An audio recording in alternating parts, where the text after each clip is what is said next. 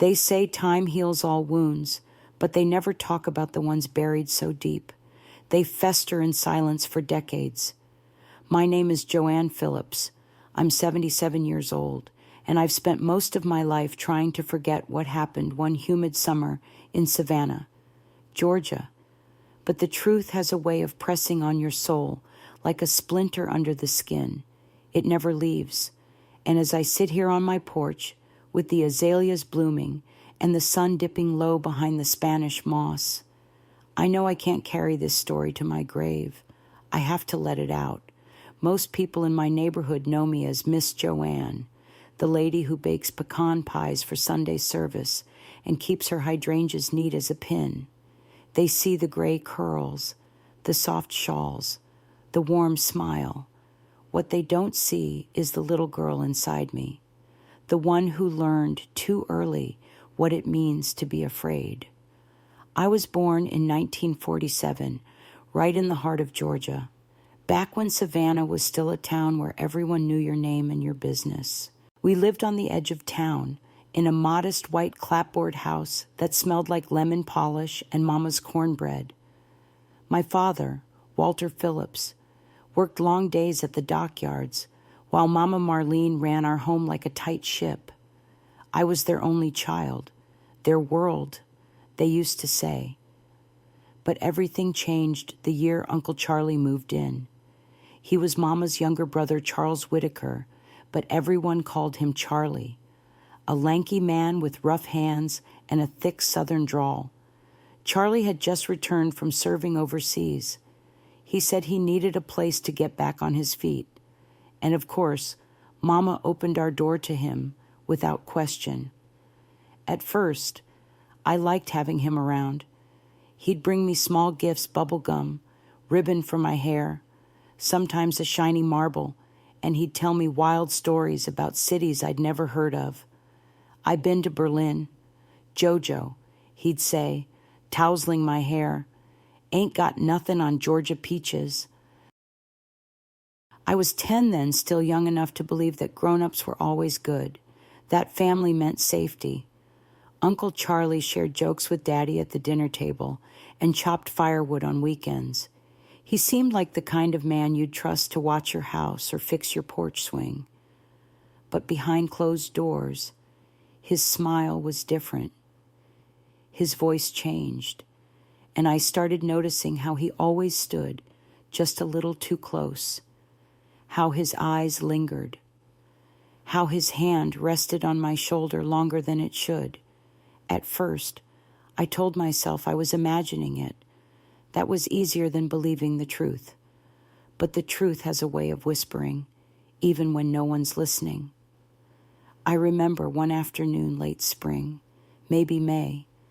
Mama had gone into town to help with a church fundraiser.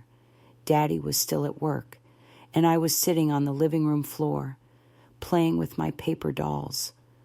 Uncle Charlie walked in, sat down on the couch behind me, and said my name. Just Joanne, but it curled out of his mouth in a way that made my stomach knot. I don't remember everything about that day.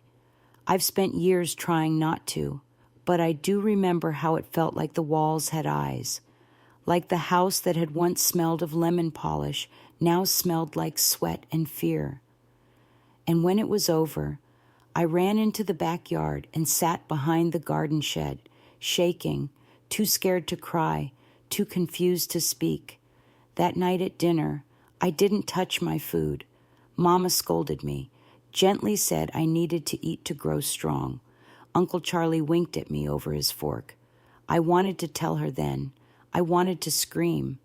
But when I glanced at him, I saw it, that cold glint in his eyes that said, "Don't you dare." And I didn't. I couldn't. What 10-year-old could find the words to explain something so vile?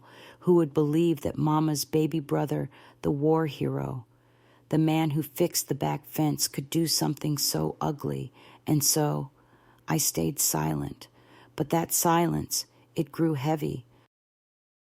It followed me into my teenage years, into my first job, my marriage, my motherhood. It hardened my voice and tightened my chest. It whispered shame into my ears when no one else could hear. And now, here I am, 77 years old, with hands that tremble as they turn the pages of my past. But I've learned one thing. After all these years, no secret is worth the weight it takes to bury it. When I think back on my childhood, it's like looking through a lace curtain. Some parts are golden and soft, others dark and twisted, distorted by time and silence. I was just a little girl with skinned knees and a sun hat too big for my head, living in a house filled with the comforting sounds of old floorboards and gospel music playing softly on the radio. Mama was always humming while folding laundry, and Daddy's boots would thump across the porch every evening at 6:30 sharp. Our days followed a quiet rhythm: school, supper, sleep. And summers, oh, those southern summers were long and sticky and sweet. We didn't have much, but we had enough.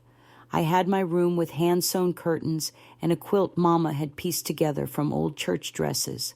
I had a rope swing that Daddy hung from the big oak out back. And I had dreams, big ones. I wanted to be a nurse or maybe a school teacher. I wanted to travel outside Georgia, see mountains, ride a train. That summer, the one that would change everything, started like all the others with the smell of honeysuckle in the air and the cicadas tuning up in the trees. I had just turned 10. My hair was in braids, and my favorite shoes were a pair of scuffed Mary Janes I refused to outgrow. Then Uncle Charlie came to stay. He arrived in a beat-up Ford pickup, wearing a faded army jacket and smelling like cigarette smoke and aftershave. I was sitting on the porch swing with a library book when he pulled into our dusty driveway. Mama rushed out to greet him with open arms. I remember the way she smiled, relieved, excited. My baby brother's home, she kept saying. He hadn't been around much before then. Mama said he was always moving Texas, California, even overseas in the military. I didn't know him well, but I figured if Mama trusted him, I could too. He had a way of charming people. He gave Daddy a firm handshake, brought Mama a box of chocolates, and handed me a pack of bubble gum like he'd known me my whole life. He said he'd be staying for a while, that he needed time to get his head straight. He never talked about what had happened in the army, and no one pressed. In those days, people didn't pry into a man's troubles, especially if he served the country. We fixed up the spare room for him, the one across from mine. I remember helping Mama change the sheets and place clean towels on the dresser.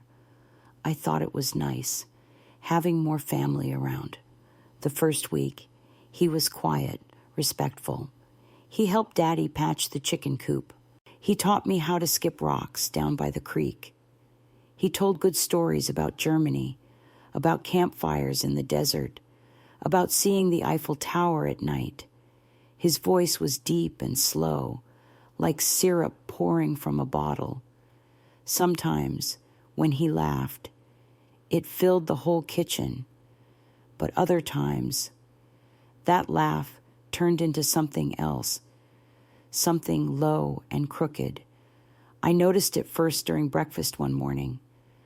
I had come downstairs in my nightgown, just like I always did, rubbing the sleep from my eyes. Uncle Charlie was already at the table. He looked at me a little too long, his eyes trailing where they shouldn't. Then he smiled. I felt something shift. Later that week, I was sitting at the kitchen table drawing when he came in from the yard, his shirt off, sweat on his brow. He walked behind me, his hand brushing my shoulder as he passed. I flinched. Easy. Jojo, he chuckled, just saying hello. That's what he started calling me, Jojo. No one else did. It made my skin crawl, though I couldn't have explained why at the time. Mama thought it was sweet. He just dotes on you, she said when I mentioned it. Looking back, I see it all clearly now. The way he slowly carved out space in our lives. The way he watched me more than he should have. The way he made me question my own instincts. I didn't know how to talk about it. I didn't even know what to talk about. There was no name for what I was beginning to feel, only a heavy discomfort I couldn't shake. I started spending more time outside. I'd take long walks down to the edge of the marsh, where I'd sit under the weeping willow and press my forehead to my knees. Sometimes I prayed, not for something big, just for it to stop. But the air in the house began to change. The warmth that used to live in Mama's kitchen faded. Even the radio seemed quieter. I was no longer just a child living in a home. I was a child trying to stay out of the shadows that were starting to move through the walls. Uncle Charlie was part of the family now, and no one had any idea what he was capable of. Children know, even if they don't have the words yet, they know when something feels wrong. I began to dread the sound of his boots on the hallway floor, that slow, heavy step of Uncle Charlie's that echoed late at night when the house was asleep. I knew the difference between Daddy's footsteps, quick, firm, purposeful, and Charlie's. They dragged a little, like he was carrying something invisible. It started small, always small. One afternoon, Mama asked Charlie to pick me up from school because she had to help Miss Lila at the church kitchen. I waited on the school steps, kicking pebbles, when his truck pulled up. I remember hesitating. I didn't want to get in. Something deep in my belly told me not to. But what could I say? He rolled down the window. "Get in, Jojo. Don't make me come out there." So I did. He didn't take the regular road home. He said he wanted to show me a shortcut, but instead, he parked on the edge of an old logging trail, trees thick around us, the air heavy. There was a silence I didn't understand, like even the birds had stopped singing. He talked for a long time, about nothing in particular, about the price of gas, about the heat, about how he never had kids of his own, and how I reminded him of someone from long ago. Then he reached out, touched my face, a soft brush of his fingers that lingered too long. "You're growing up fast," he said. I stared at the glove compartment, my hands clenched tight in my lap.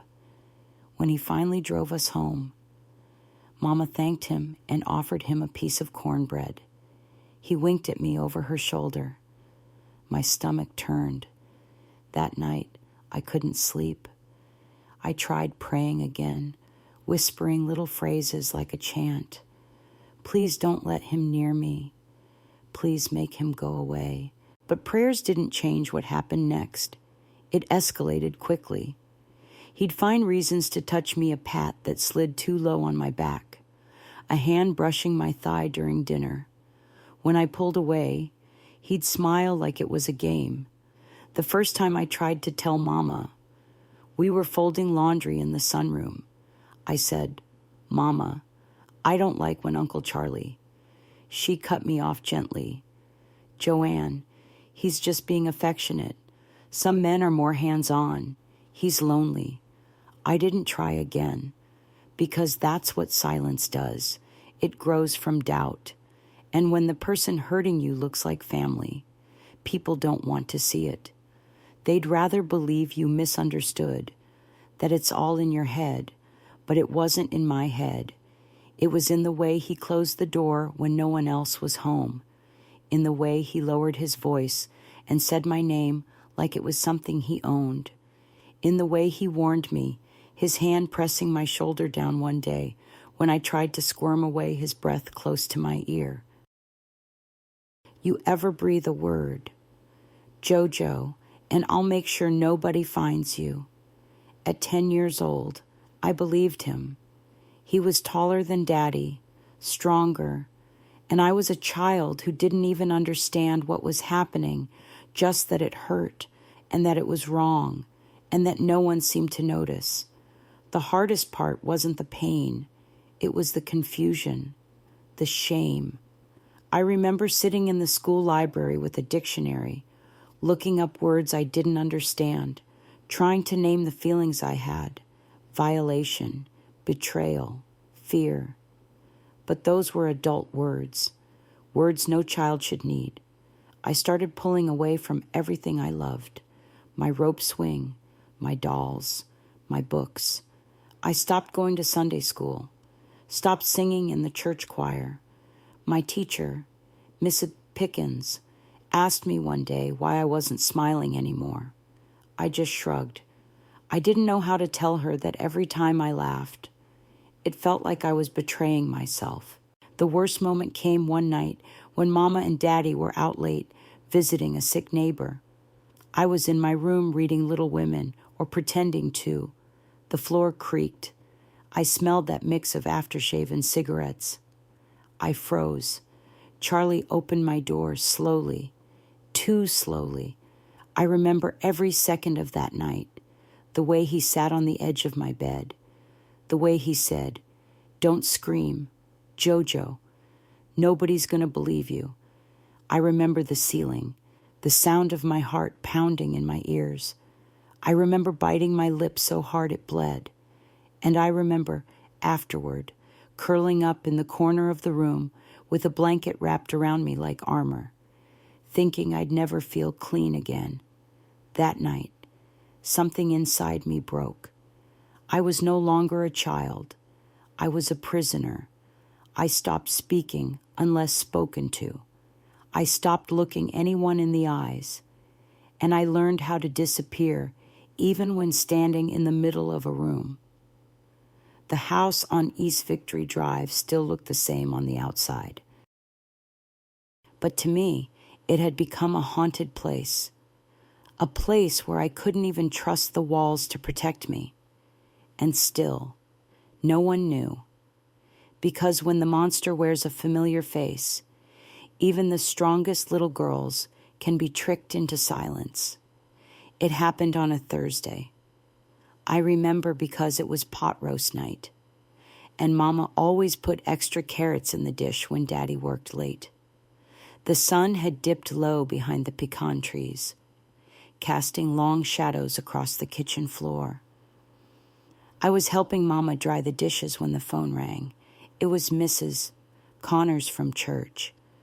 Her baby had a terrible fever, and she was begging Mama to come sit with her boys while she and her husband rushed the baby to the hospital. Mama looked torn. "I won't be long," she said, wiping her hands. "Charlie'll be here. You finish your homework." Here I nodded, trying to keep my voice from shaking. I didn't want to be left alone with him not anymore. But what could I say? I had no proof, no bruises, no broken bones, just this gnawing dread. And when Mama trusted someone, she trusted them all the way.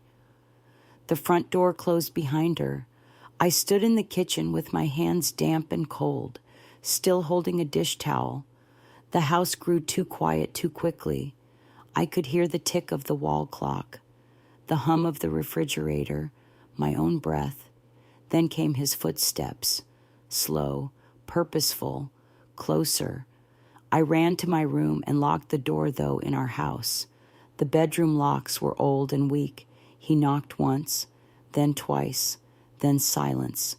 I tried to keep reading, pretending it would keep me safe. I sat on my bed, eyes on the page, hands trembling. And then the doorknob turned. He used a screwdriver just like Daddy used to fix the pantry latch.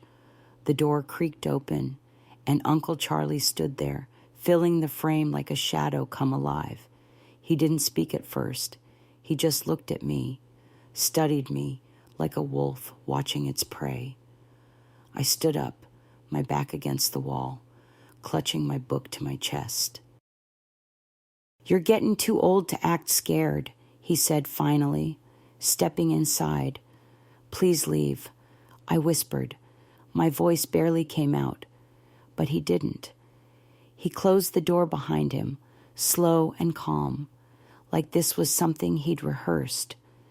He walked toward me, his belt unbuckled, his breath reeking of bourbon and stale tobacco. My knees buckled, and I dropped to the floor, crawling to the corner near my dresser. But he followed like smoke creeping, choking, impossible to stop. I begged. I cried. I even said I'd be good. I didn't know what else to say. I was a child trapped in a cage made of fear and drywall, and when I tried to scream, he covered my mouth. Then he leaned close to my ear, voice cold and sharp. You ever tell anybody about this, Jojo, and I'll slit your little throat in your sleep. Then I'll kill your mama, your daddy too.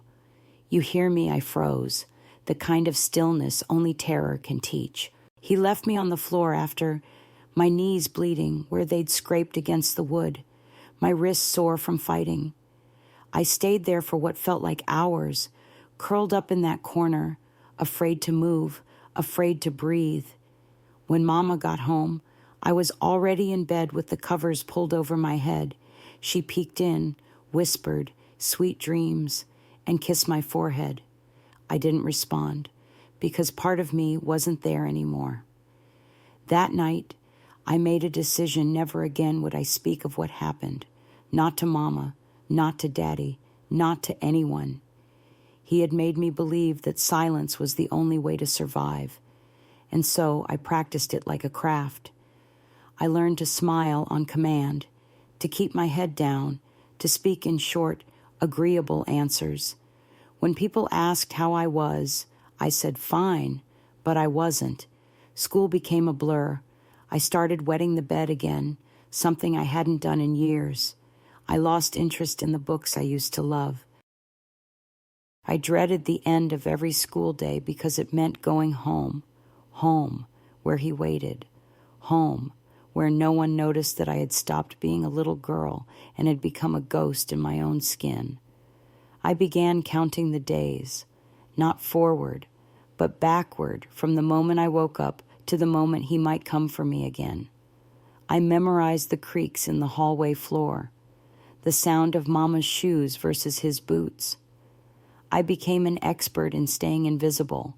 Sometimes I'd sit under the kitchen table, arms wrapped around my legs, listening to the muffled chatter of my parents and Uncle Charlie drinking coffee, laughing, and I'd think, how can they not see it? How can they not feel it? But evil doesn't always look like evil. Sometimes it wears cologne and calls you sweetheart. I don't know how many times he hurt me that summer. 4. 5, I stopped counting. The worst part wasn't even the abuse, it was what it took from me. My ability to trust, to feel safe, to sleep through the night. He stole things I didn't even know had names back then.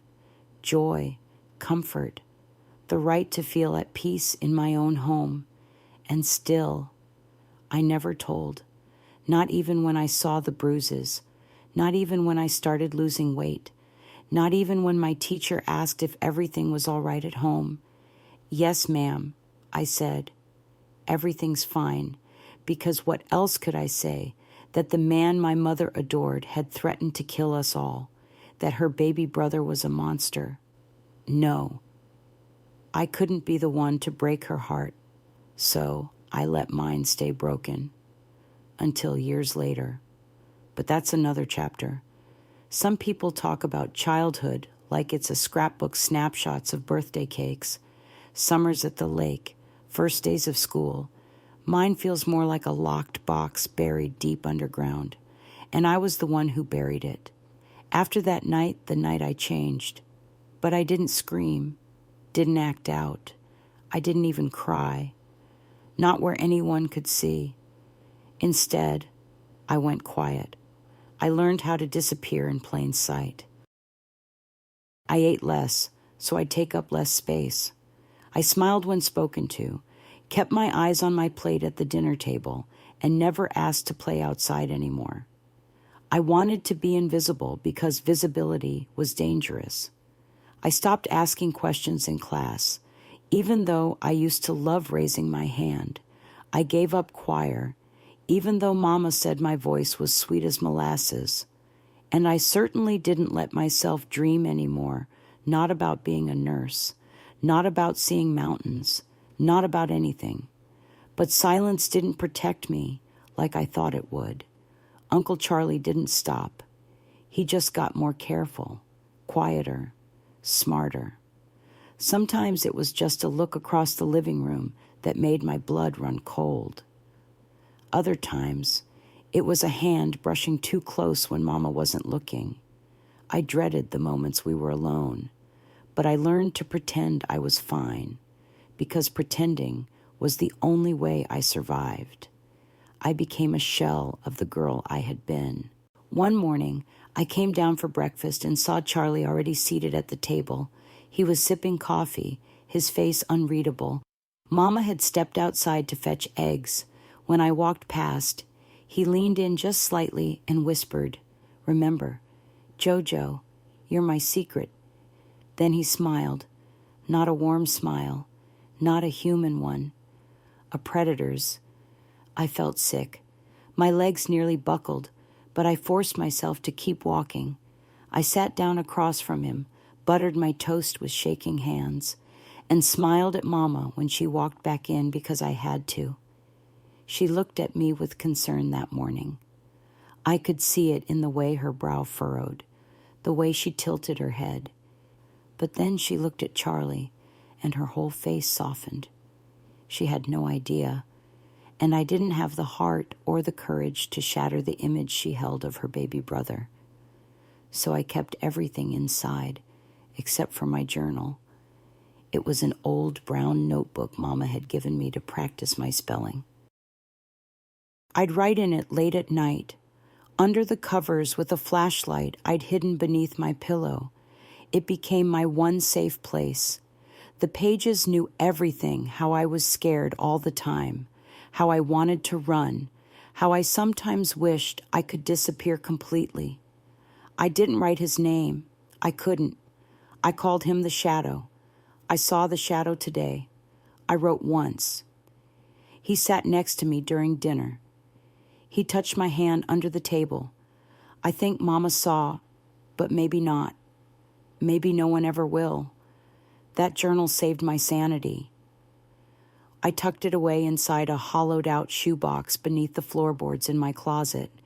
I checked it every day after school, terrified that someone had found it, that he had found it, but no one ever did. Meanwhile, my body began showing the toll. I was losing weight, barely eating. I had circles under my eyes from sleepless nights. I started waking up from nightmares, heart racing, sheets soaked in sweat. Mama took me to the doctor once, worried I had mono or maybe anemia. The doctor said it was just a nervous stomach. They gave me tonics. They told me to rest more. No one asked why a 10-year-old girl was suddenly too frightened to sleep or eat, and I was too terrified to tell. One day, after school, I was in the backyard sitting in the dirt, just digging holes with a stick, my way of staying numb, when Daddy came home early. He stood on the porch, watching me for a while. Then he walked over and knelt beside me. "What's going on with my girl?" he asked gently. I couldn't look at him. I stared at the hole in the ground like it might swallow me. "I'm fine," I whispered. He didn't push, just rubbed my back, handed me a lemonade, and said, "All right then, but if you ever need to talk, you come to me." You hear I nodded, but I knew I never would, because Uncle Charlie had made sure of that. He'd taken my words, my voice, my ability to feel safe in the arms of the people who loved me, and I didn't know how to take any of it back. The worst part, the world just kept spinning. People still brought casseroles to church socials. Kids still rode bikes through the neighborhood. Mama still hummed her old hymns while folding sheets. Everything looked normal, but I was falling apart, and no one, not even the ones who loved me best, could see it. Looking back, I believe God sends people to us at just the right time, even if we don't understand why until much later. For me, that person was Mrs. Lillian Hayes. She came into my life during 5th grade, right in the middle of everything unraveling. My homeroom teacher, Mrs. O'Donnell, had retired unexpectedly to care for her sick mother. So the school brought in a substitute from up north Boston. I think she had a gentle voice, long gray skirts, and glasses perched on the tip of her nose. But what I remember most about Mrs. Hayes was that she saw me, really saw me. Not just the girl with perfect attendance, not the girl who never raised her hand, but the girl whose shoulders tensed when someone stood too close, the girl who flinched when the bell rang too loud, the girl whose smiles looked more like masks. On her first day, she took attendance softly, carefully saying each name with a smile. When she got to mine, Joanne Phillips, I raised my hand but didn't speak. She paused and met my eyes. And I swear, in that moment, she knew. She didn't press, didn't ask anything right away, but after class, as the others rushed out to recess, she called me back. I froze. My stomach twisted into knots. "Joanne," she said gently, "would you mind helping me organize some of these supplies?" I nodded. I always said yes to adults. I didn't know how to say no. She handed me a stack of construction paper and started chatting not about schoolwork, not about behavior, but about me, about whether I liked to read, if I liked dogs or cats better, if I had a favorite color. I answered in quiet, clipped sentences. Blue, dogs. I liked Little Women, though I didn't say why. After that day, she kept me after class more often, not in a suspicious way, always under the excuse of helping, sorting chalk, cleaning up art supplies. But I could tell she was watching me, not judging, just watching. One morning, she gave the class a writing assignment. Write about a place that makes you feel safe. I stared at the paper for a long time. I couldn't think of one. My house wasn't safe. My bedroom wasn't safe. Even school, while better, was filled with whispers and looks that made my skin prickle. So I wrote about a willow tree near the marsh, how I'd sit under its sweeping branches and pretend I was somewhere far away. A girl in a different life, a girl who wasn't afraid. Mrs. Hayes read each student's paper aloud to the class except mine. She read mine silently, her brow tightening, her mouth pulling into a line. After class, she put a hand on my arm, light as a feather. "Would you stay a moment?" I nodded. When the room was empty, she knelt down next to my desk so we were eye to eye. "Joanne, that was a beautiful piece of writing," she said. "But I want to ask you something. Is everything all right at home?" My mouth went dry. My heart started pounding in my ears. "I'm fine," I said automatically. She didn't argue. She didn't say, "Are you sure, or you can tell me?" She just looked at me like she was leaving the door open, like she was building a space for my voice to step into whenever I was ready. That night, I didn't sleep. I thought about what she'd asked. I thought about her soft eyes and kind voice. I imagined what would happen if I did tell her. Would she believe me? Would anyone? The next day, I brought my journal to school, the one I'd hidden under the floorboards for months. I tucked it into my backpack, hands shaking the whole way. At recess, I slipped back into the classroom and placed it on her desk beneath a piece of notebook paper that said, "Please read." "But don't tell anyone yet. Please." I ran out before she came back. The next morning, she looked at me differently, not with pity, with fierce protection. She didn't say a word, but I saw it in her face. She knew. And for the first time in what felt like forever, I didn't feel crazy. I didn't feel alone. 2 days later, the school counselor called me out of class.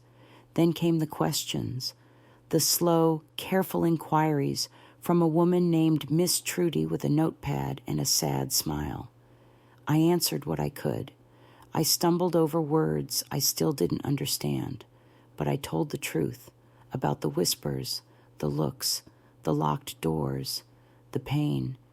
They brought in my parents next. Mama looked confused. Daddy looked angry, but not at me, at the idea that something might have happened under his roof without him knowing. Then came his name, Charlie, and everything changed. At least it should have.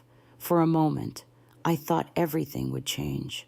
When I saw the look on Miss Trudy's face as she closed her notepad, when the school called my parents in, when Mama finally heard the words that had lived like poison in my throat for months.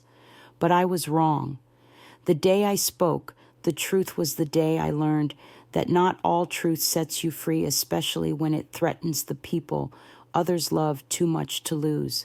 It all started with the meeting in the principal's office. I sat in a hard plastic chair, my knees swinging, fingers clasped tight in my lap. Mama sat across from me, her face pale, her hands trembling. Daddy stood with his arms crossed, jaw tight. Miss Trudy sat beside me, her voice calm but firm as she repeated what I had told her. Joanne disclosed that Charles Whitaker, her uncle, has been touching her inappropriately and threatening her if she told anyone.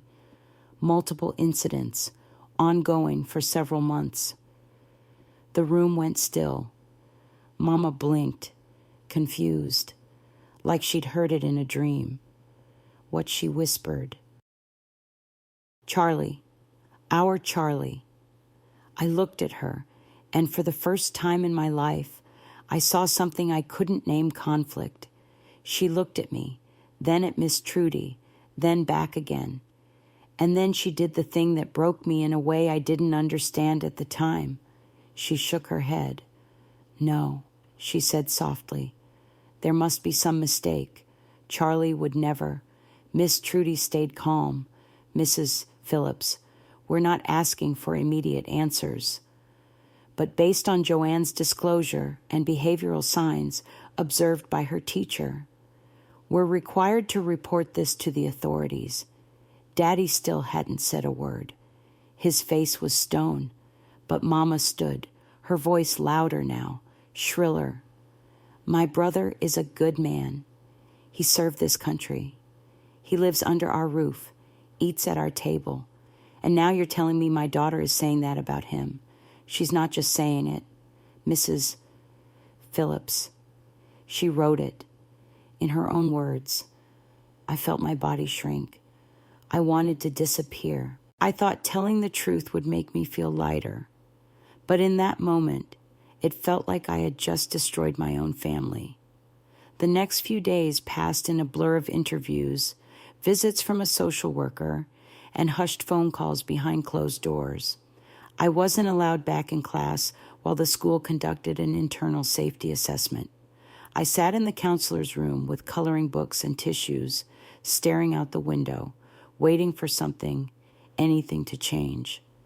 When the police finally showed up, it was quiet. No sirens, no handcuffs. Just a plain car in the driveway and 2 men in brown uniforms who sat in the living room and asked Charlie a few questions. He denied everything, said I was troubled, said I was attention-seeking, said I probably got confused by something I saw on TV. And Mama, she didn't kick him out. She didn't hold me or say she believed me. She just stood in the kitchen with tears running down her face, whispering, "Oh God, oh God," over and over, like she was the one who had been betrayed. The sheriff never filed charges. They said there wasn't enough evidence. It's one child's word against an adult's. No witnesses, no physical proof. Even Mrs. Hayes testified about my behavior withdrawn, fearful, declining grades, but it wasn't enough. They said it could be caused by other things. In the end, the decision was left to the family, and Mama made her choice. She sat me down one evening in the sunroom, just her and me, with the scent of lemon polish still lingering in the air. "Joanne," she began, her voice trembling. "I don't know what's happened. I don't know what made you say the things you said, but Charlie is blood. He's family. And we don't destroy family from the inside." I stared at her, stunned. "I didn't lie," I said quietly. "Mama, I didn't lie." Her eyes welled up. "I didn't say you lied." I said, "Sometimes people misunderstand. Maybe you dreamed it. Maybe something got twisted in your mind. I remember everything." I said, louder now, "He hurt me." She closed her eyes. "You'll need to forgive him. That's what good Christian girls do." Forgive. How could I forgive what was still happening? And then she added the words that have never left me. "If we start pointing fingers inside this house, Joanne, we'll fall apart." So Uncle Charlie stayed. He stayed in the same house, used the same bathroom, ate across from me at the dinner table, but he never touched me again. Maybe the police visit scared him. Maybe Mama warned him behind closed doors. Or maybe he simply felt confident now because I had told and nothing had happened. But silence came at a cost.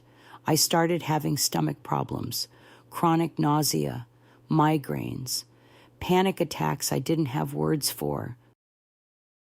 Daddy grew more distant, working longer hours, rarely speaking to either of us unless it was about bills or groceries. I overheard them arguing sometimes at night, low voices behind closed doors. "She's a child. Marlene. She's your niece, too. Charlie.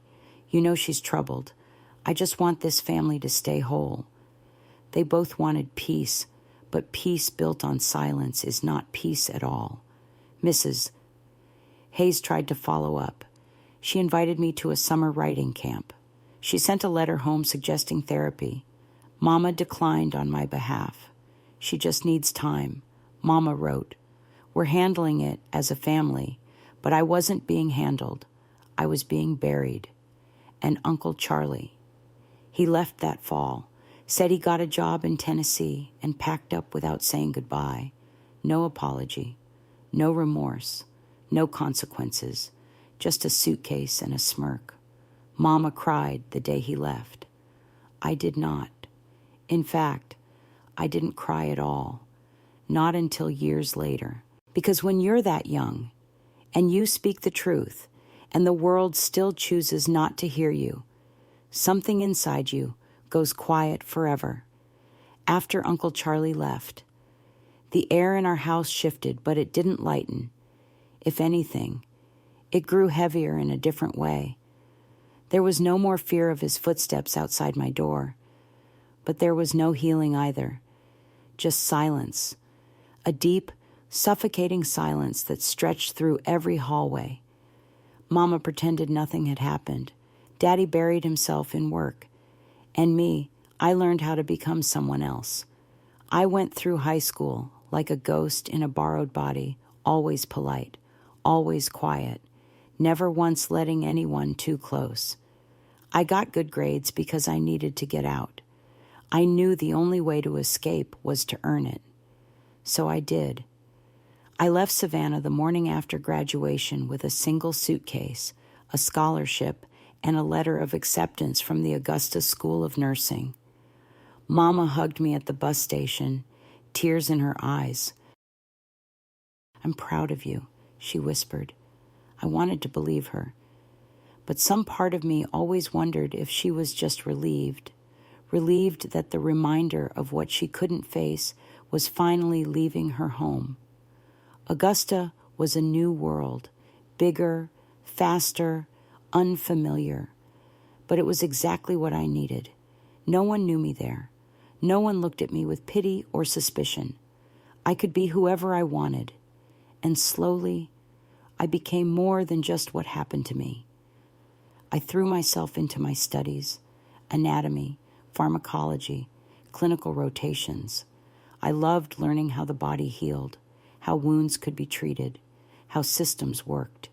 There was comfort in order, in science, in the idea that something could be fixed. I met Howard Bennett during my second year. He was a third-year medical student, kind, steady, and patient in a way that unnerved me at first.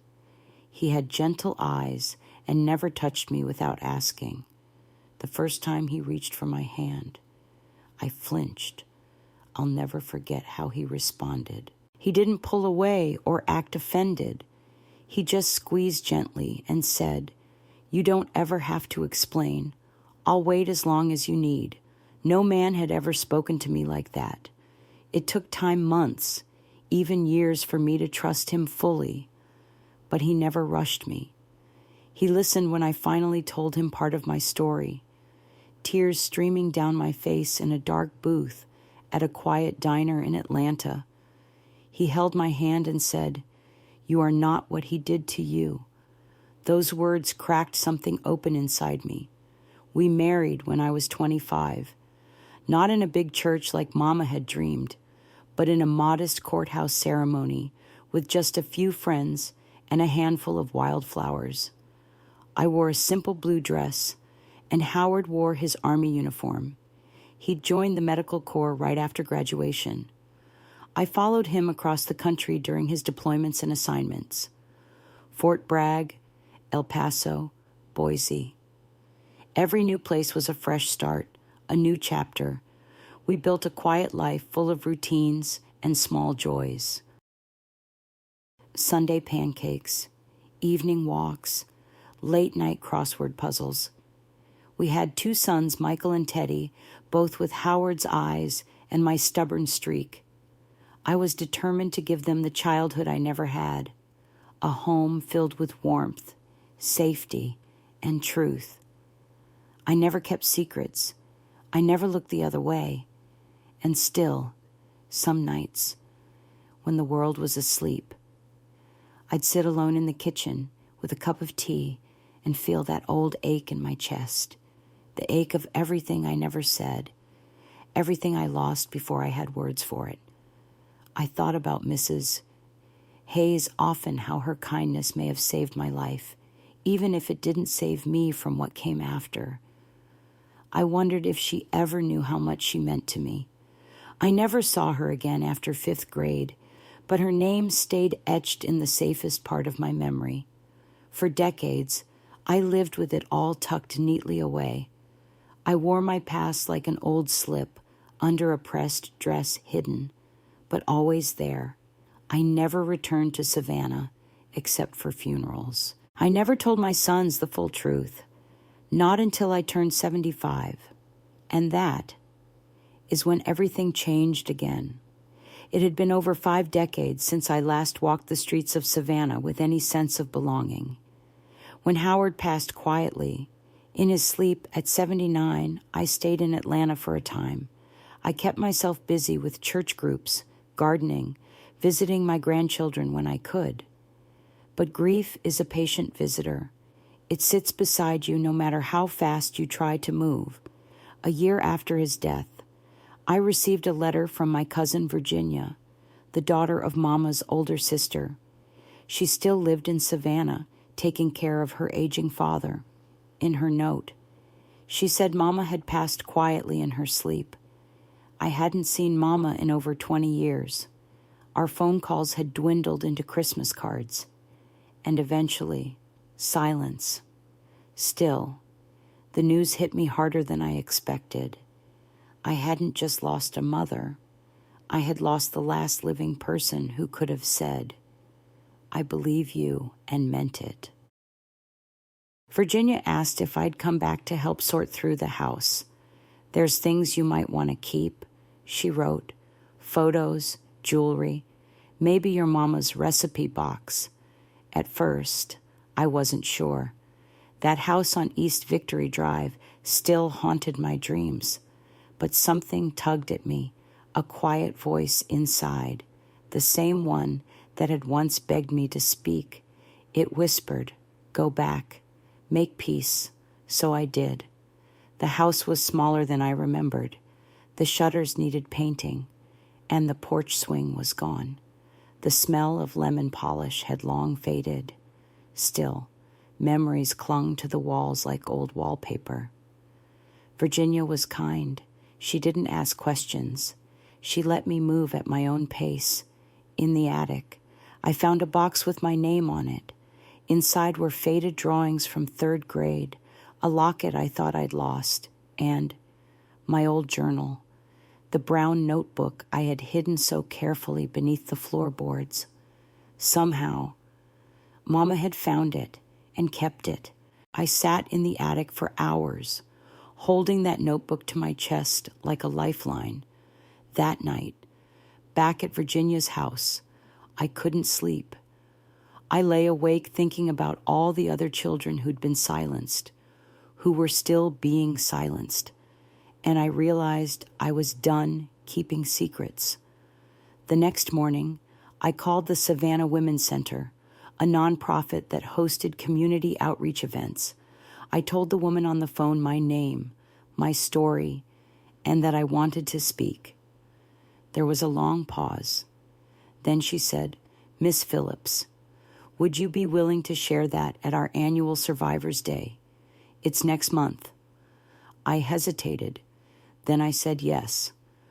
When the day arrived, I stood at a podium in a modest church fellowship hall in front of maybe 40 people, survivors, family members, advocates.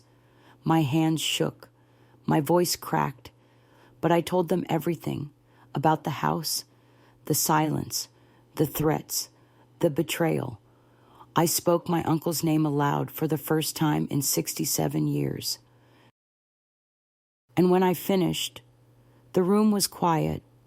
Then someone stood and began to clap, then another and another, until everyone was on their feet.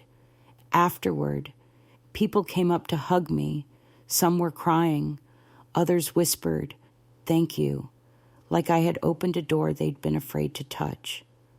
A young woman, barely 30, held my hand and said, "You gave me the courage to tell my mother what my stepfather did. I thought I was alone. I realized then that truth doesn't always bring justice, but it brings light. And in the darkest corners of the soul, light is everything." I stayed in Savannah for 2 more weeks, speaking at 2 local schools and recording an interview for a podcast that focused on childhood trauma and recovery. When I left, I didn't cry.